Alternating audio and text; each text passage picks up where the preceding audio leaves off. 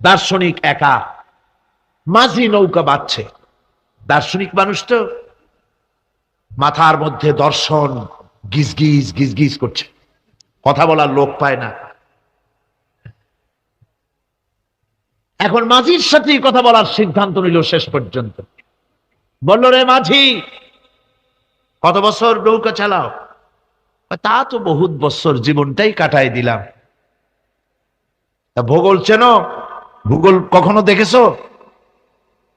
ওই যে না, ভূগোল আমি দেখবো কোথাতে, আমি হলাম গরিব মানুষ, এগুলি ধনীদের কাম, তারা হয়তো খায় টায়, আমি ভূগোল দেখিও নাই খাইও নাই। বলে আশ্চর্য কথা, ভূগোল মানুষে খায় নাকি? জীবনটা তো সাইরা নেই, নষ্ট করে ফেলাইছে। মাঝি দাঁতগুলো বাইর করে দিয়ে বলতেছে, স্যার হইতেও পারে। কিছুক্ষণ পর দার্শনিক বলছে, এই বেটা, দর্শন বোঝো? স্যার খামোখাই শরম দিচ্ছেন, এ সমস্ত বড় লোকের খাবার, ওগুলি আমার সামনে বলে লাভ নাকি?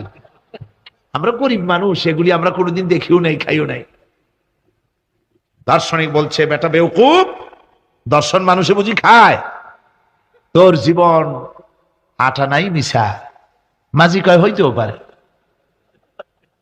এবার দার্শনিক বলছে, এই বেটা, কিছুই তো জানো না, খালি দাঁত বাইর করো। ইতিহাস চেনো? মাঝি বলছেন, স্যার এইবার একটা কথা বলছেন যেটার সাথে কিছুটার মিল আছে, আমি খাইছি। সেটা হচ্ছে, বাপ গরিব ছিলেন, কিন্তু মাঝে মধ্যে শীতের মৌসুমে পাতিহাঁস জবাই করে আমরা খাইতাম। আর বিবাহের সময় শ্বশুর বাড়ির রাজহাঁস জবাই করে খাওয়াইছিল। কিন্তু ইতিহাস তো খাই নাই, ওইটা কোথায় পাওয়া যায়? দার্শনিক বলছে, বেকুব বেটা, ইতিহাস আর পাতিহাঁস বুঝি এক? তোর জীবন তো 12 নাই মিশা। মাঝি কয়, হইতেও পারে। কিছুক্ষণ পর উত্তর দিকে কালো মেঘ উঠেছে, আকাশ থমথমে ভাব, নদীর ভিতরে তুফান সৃষ্টি হয়েছে। মাঝি বলছে, স্যার সাঁতার জানেন? কয় যে না মাঝি, সাঁতার তো জানি না। মাঝি কয়, স্যার ভূগোল দর্শন ইতিহাস 3 সাবজেক্টে আমার জীবন 12 আনা মিশা, এখন তো দেখি এক সাবজেক্টে 16 আনাই মিশা আপনার।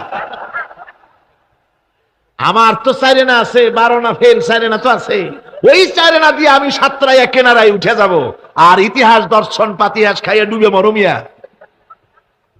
এবার দার্শনিক বলছে, আরে মাঝি, মানুষকে এরকম নৌকো ডুবে মরে নাকি? কয় মরে না। আমার